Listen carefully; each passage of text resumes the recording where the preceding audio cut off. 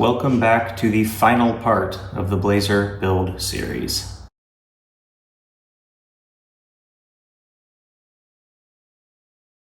I talked about it a little bit in the previous video, why I decided to sell it, but I've had a lot of people asking questions and making dumb assumptions. So I'm just gonna run over again, like why I decided to do this. I've said from the beginning when I bought this thing, I wanted to build the ultimate winter vehicle. I've always been a Chevy guy. I decided what would be the best vehicle for driving through the snow. Obviously, I could get something with tracks or something, but something reasonable that I could drive all winter, and if we get a bunch of snow, I could handle it and not worry at all. So I decided the Blazer ZR2 would be the best platform. They have a V6, which would be sufficient power, but not like a V8 that would just be wasting gas for something I don't need. I definitely wanted four-wheel drive, and I wanted a lot of ground clearance. So that was why I got it. I did drive it for, I think, 3 winters. I drove it the first winter in its horrible, miserable shape with the smell of mouse pee and everything, and it was fine. I believe the second winter, we got a whole bunch of snow and it left me stranded.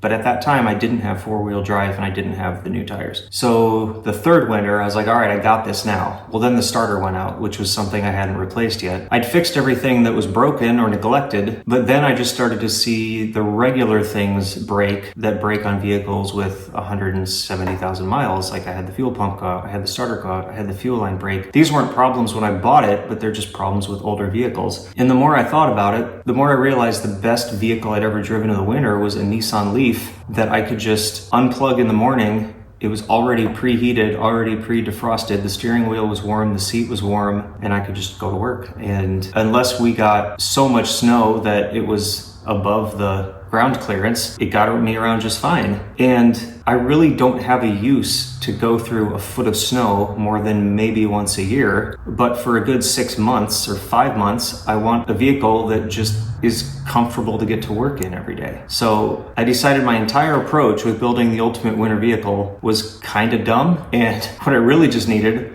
was a modern, reliable vehicle that had all the creature comforts and also happened to get around okay in the snow, which most all-wheel drive cars with snow tires will do. So that was why I decided to just cut my losses, get out of it, and buy a new EV. Well, not new EV, but a used EV, which then spiraled into my general being an automotive enthusiast. What's out there that's really cool and has depreciated that I could afford and get way more car than my budget would normally allow. And that's how I decided to get an Audi e-tron. I'll get all-wheel drive, 400 horsepower. Like, I don't know which options I'm gonna get, but they have options for like night vision and heads-up display and self-driving and heated seats, cooled seats, massaging seats, heated steering wheels. Like, it has everything you could ever want. 200 miles of range. I can plug it in every night. Every morning I'll have a full charge.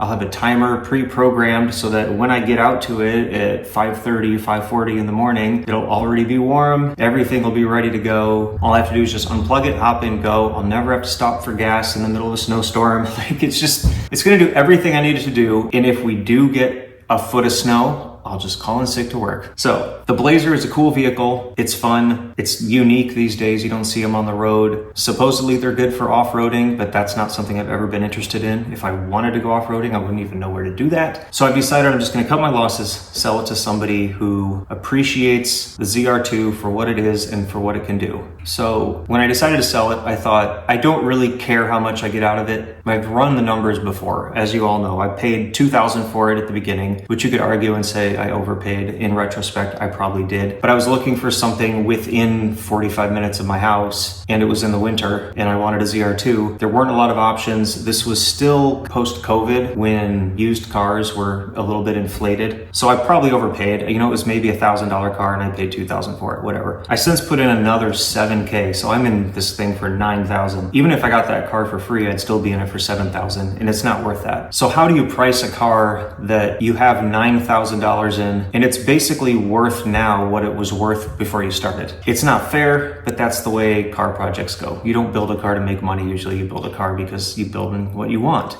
That's what I was doing, so I know I'm gonna lose some money, whatever. So I thought the perfect scenario would be to just put it up on an auction site, no reserve. If it sells for 2,000 bucks, that sucks ass, but whatever. That's what the market says it's worth, that's what the market says it's worth. If it would happen to go up higher to 5 or 6 or something crazy, well then I'm pleasantly surprised that there's people that appreciate the amount of work that went into it. Cool. I decided to try Cars and Bids first. I knew it was kind of a stretch because they like nicer conditioned vehicles. They have sold a handful of ZR2s of the same body style, but they were all in nicer shape. I mean, like one of them had like 10,000 miles or something. And of course I submitted it and they're like, nah. So I guess start with Facebook Marketplace. Nobody really uses Craigslist anymore. So I put it up on there, like, what do you pick for a price? I was like, I don't even know. We'll just start with like half of what I have in it, 5,000. You know, I figure if somebody's interested, they'll get a hold of me and be like, I think it's worth 4. Then I could say like, okay, and we'll negotiate from there. But of course, the peanut gallery came out and they had opinions. So I just wanted to go over some of the things people were saying and just kind of address them. This was listed in one of the Chevy Blazer and S10 groups. This one's specifically called Chevy Blazers and S10s with an incorrect apostrophe. First comment, that frame is nice, totally worth it. Thank you, Justin. Then in the list, I put everything I could think of that possibly would be bad. I mentioned that the body was rough. I never fixed the body, I didn't care. It was a winter car. It's missing the headliner and the sun visors. I just never found them. And I don't really care. I drive to work in the dark, I come home in the dark. The small oil leak, I'm really proud of that small qualifier because when I got it, it had lots of oil leaks. But I still have a small drip. If I leave it parked for a week, I'll have a small little oil spot. That was better than what I used to get where I would lose so much oil. So I was really proud of that, but I thought I should still mention it. I mentioned that the driver's door had been replaced before I got it, so the key doesn't work, the door panel's a lighter gray. The ABS, even though I fixed the ABS module and the ABS light has gone out, it's still sometimes if I'm going like really slow in a parking lot and I'm turning the wheel and I apply the brakes, I can kind of feel the ABS kick on. I don't know what causes that, but I mentioned it. ABS is wonky. The 4-wheel drive light is still on, even though I've replaced everything. My scanner won't scan it, so I don't know why. It seems to work fine. But I mentioned it. And then I mentioned it doesn't have AC. Again, it's a winter car, I don't care.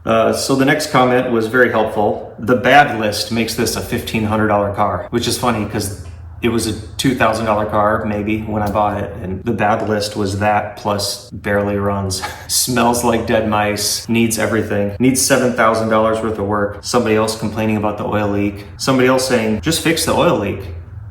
Obviously didn't watch the whole video series. And then this guy, this one really got at me. I am completely honest and fair to a fault in life. Like anyone who knows me personally knows I'm like nice to a fault. I'm the guy if I go to a restaurant and I order food and they brought me like a severed human head, I wouldn't send it back. I'd be like, well, I guess I could just take it home and give it to the dog. Like, I don't want to screw over anyone. I don't want to ruin anyone's day. I always just want like my presence to bring people up. So this comment really got me. Car buying virgins, take note. If someone's selling something for a strong price and it seems too good to be true, unless you know the person pretty well, why would somebody want to sell it if it's so great? Seems a little desperate. Maybe they can't figure it out because they're not mechanically inclined, so they downplay how bad the downsides are. And if you already don't know much about vehicles, don't let them talk you into buying it. Like I'm talking anyone into buying anything. God, what a f***er. Somebody else commiserating, he's in the middle of a money pit blazer as well. Somebody else saying there's a lot of new parts on it. It's YouTube famous. Thank you. I wouldn't say famous, but thank you. It feels good. Somebody else saying it's not worth $5,000, which again, starting price. Somebody else saying I should fix the body. I would if it were a show car, but it's not. Somebody else, 3,000 tops. So what I paid for it and the tires. Sure, we'll just erase 3 years of work. And then other people saying you should just keep it. Are you the guy with the dead mice? And this other people saying they washed it and keep it and all this stuff. I explained why I'm not going to keep it. But yeah, that's basically how that went. So I have had some people that are actually interested and PM'd me and I've talked to them and we'll see how that goes. It's also kind of hard because I'm in Iowa. So even if there's 10 people in the country that are likely to be interested, statistically speaking, they live in California, New York, or Texas. So I'm really far away from all of those places. So we'll just have to see what happens. Hey everyone, welcome back. I wasn't expecting this video to have any actual work in it. It's pretty much just gonna be like, hey, I'm selling this piece of shit and everybody's being a but now it's gone, so I'm gonna throw a party. But last night I actually drove this to a party, and noticed that when coming to a stop, I'd mentioned before that the ABS, you could feel it kind of kicking on and just like totally dry weather, barely even moving. Like, why is the ABS kicking on? I resoldered the connections on the module, and that turned off the lights on the dash, but this problem persists, and I decided if people are gonna bitch about it, might as well look into it. So I found a technical bulletin from GM that somebody had shared on an online forum saying there's a problem with wheel sensors being too far away from the whatchamacallit ring, reluctor, deductor, that when you turn the wheel, it has to create enough voltage for the computer to know the wheel is turning. Long story short, it should put out 350 millivolts AC when you turn the wheel. If it is under 350 millivolts AC when you turn the wheel, that could be your problem. And the sensor is probably working fine. It's just too far away from the wheel to send out the voltage. If you're not aware of how it works, it's kind of like those flashlights that you shake. It's just a magnet moving past a coil, which is creating a voltage. That's basically what this is. You've got this magnetic ring going around, moving past the coil, creating a voltage, which the computer is reading. Anyway, let me turn you around and show you my meter when I spin the front right tire.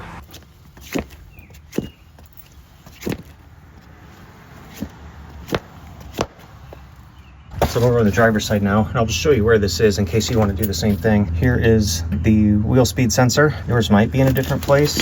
Since I put this together, that seemed like the place where it's supposed to go. Maybe I was wrong. And it can't be easier to hook up. You only got 2 pins. Polarity doesn't matter because we're talking AC. You can actually kind of stick the probes right inside of there. So I'm going to do that, and we'll see what the driver's side looks like.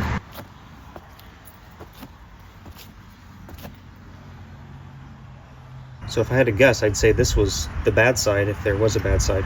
So what does this mean? It doesn't look like something that's gonna cost any money, just take a little bit of time. I don't wanna put any more money into it because I'm already gonna be losing, like $5,000 on this car. So the problem that was observed, mentioned in that bulletin, was that dirt or grime or something, or rust would get built up on the mounting surface for the sensor, so then it wouldn't go deep enough and protrude for the front enough. These are brand new hubs that came with brand new sensors, so I just sort of mistakenly assumed that sensors and everything would be fine. My problem must be elsewhere, but they were, from Rock Auto. They weren't GM. So it's possible just the way they're designed, they don't protrude enough. I think that should be a pretty easy fix. We'll figure it out here. I mean, nothing should be too badly rusted because I just put it together 2 years ago. I've got some other things to do, but I'm going to try to get back to this tonight or tomorrow and see if I can make at least one item on my bad list disappear. Well, that didn't go well. Took off the speed sensor, but as you can see, immediately broke the bolt off. There was a small metal shim that went between the sensor and the hub there. So what I'm going to try to do, God, it'd be so easy to just replace this hub, but this hub is like 2 years old. I'm going to try to grind off this raised area and just bring it down to that level, but also now I'm going to have to get this bolt out. So I'm going to see what I can do about this later, but for now, it's hot and I got things to do. Hey everyone, it's the following morning. So I came back out here yesterday evening. I didn't film any of it, but I just drilled and tapped out that bolt that broke. And I realized that that actually wasn't a little raised boss on the hub assembly. That was actually a shim that was just stuck really well to it. And I think another shim fell off when I took it apart, and I didn't see where it landed. But that makes sense because I wondered how they got that spacing perfect, and apparently they just shim it. Once again, I pull out my camera and immediately, like, all the traffic in Iowa comes right by the house. So anyway, I tried removing the shim I had. I put it in and I could feel that the tone wheel was hitting the sensor. So I put in one shim and it didn't. So I'm assuming since I lost a shim, it is now a little bit closer than it was. It's still not hitting. So I put it back together with a new stainless screw so it won't rust in there. I tried turning the hub by hand, seeing if I could get that 350 millivolts AC. I was not getting that. The best I could get was up in the 200s, but that's better than it was when I started. So I'm gonna throw it back together, do some extremely slow runs in the driveway, and see if the ABS still kicks on. And then at least I'll scratch one thing off my list. Holy It's hot out. You know, it's crazy living in the Midwest. We're under the impression that, yeah, it sucks living here because 4 or 5 months out of the year, it's so cold that you can't hardly go outside without dying. But if you lived in the South, well, they got 4 or 5 months that they can't go outside without dying. It's just the summer instead of the winter. Well, geez, something this year, I swear we're getting both ends of the spectrum, extreme and nothing in the middle. Plus we got all that corn sweat, which is not an Iowa malady that comes from eating too much corn. So I'm done for the day, and actually I think I'm going to close this video out, and there will be another part when, if it sells.